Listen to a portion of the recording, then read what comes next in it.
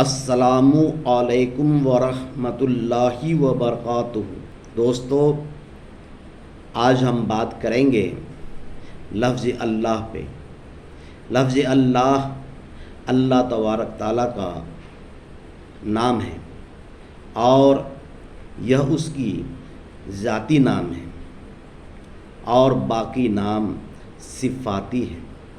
لفظ اللہ میں سے جب ہم لام تعریف یعنی الف لام کو ہٹا دیتے ہیں تو وہ الہ ہو جاتا ہے، اور الہ کا معنی الہی معبود کے ہیں، اور جب ہم اس میں الف لام لگاتے ہیں تو وہ اللہ ہو جاتا ہے، اور اللہ کا معنی ہوتا ہے معبود حقیقی کے۔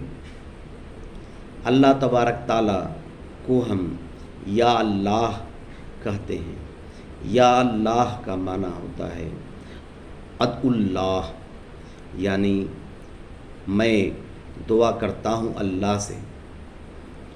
دوستو، جب ہم یا اللہ کہتے ہیں تو اللہ تبارک تعالیٰ ہمارے دلوں میں جو بات ہوتی ہے اسے پورا فرما دیتا ہے۔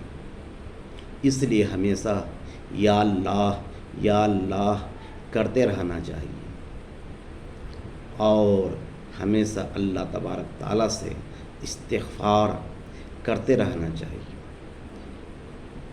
وآخر دعوانا الحمد للہ رب العالمین، والصلاة والسلام علی سید المرسلین وآلہ واصحابہ اجمعین۔